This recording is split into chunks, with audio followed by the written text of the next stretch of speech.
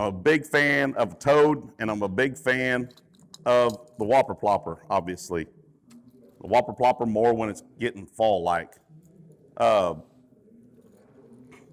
There's a couple situations, like when do you decide to throw a toad-style bait?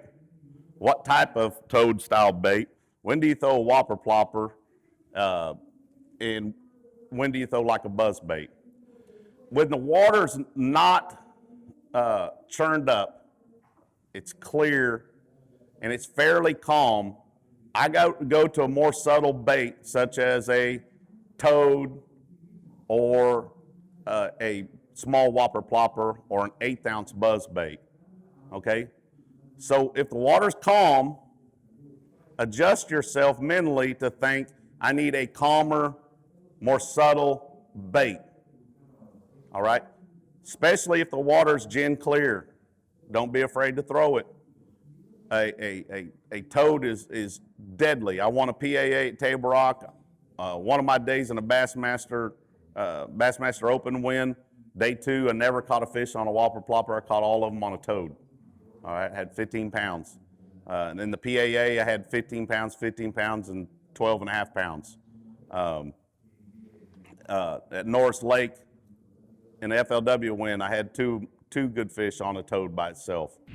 Or anytime the wind blows a little bit more, guys, you want to pick up something that's a little bit louder. If you still want to stick with the toad, then you need to throw the ribbit. Everybody can tell the difference between a Zoom horny toad and a ribbit, right? The ribbit really puts off a lot of water. Sounds is a big thump to it, where a Zoom horny toad or a Lucky Strike frantic frog is very subtle and doesn't make a lot of noise. It's just like a little chipmunk. You know, this is more like a big red fox squirrel, all right?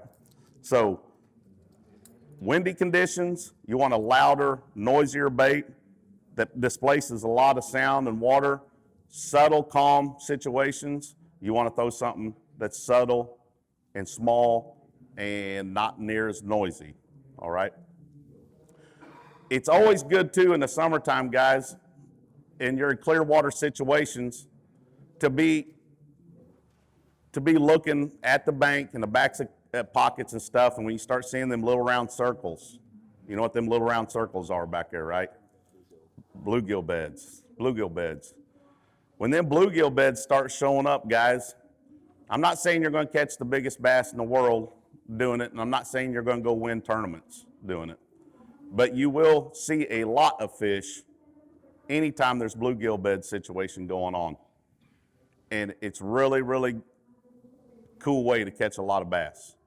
And you got to try those. You got to try a toad. You got to try a small whopper plopper, the 90 version, and you'd be amazed how many bass you'll catch one, and there'll be 15 of them with them.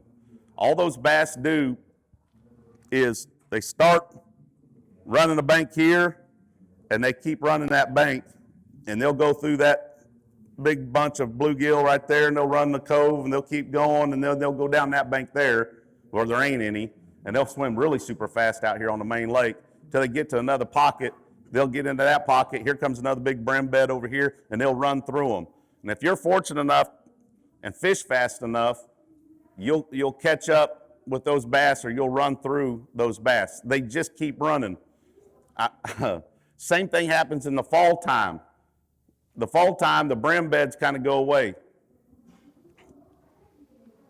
Sometimes bluegill, remember this too, sometimes bluegill will spawn 2 or 3 times, all right? 2 or 3 times. The later in the fall that they spawn, the better off I am. And it seems like in the latest part of or the last part of the fall, one of our specialties around home is not just red ear sunfish that's spawning, but those big, and I don't know the right name for them, they got a bigger mouth. I call them rock bass or black perch, all right? When I start seeing them black perch in the late, like September and October time frame, if it's been warm enough, we've got the right moon, and it's happening, I can still see a few beds here and there, but more importantly, I see those big old black perch running the bank. All right, and see him up there maybe against the bank or against the lay down. I know that that is my favorite time to lay the smack down on some topwater fishing. I'm not going to get very many bites, but I'm going to sometimes put my trolling motor down and not pick it up for 4 or 5 miles. 4 or 5 miles. And I'm at...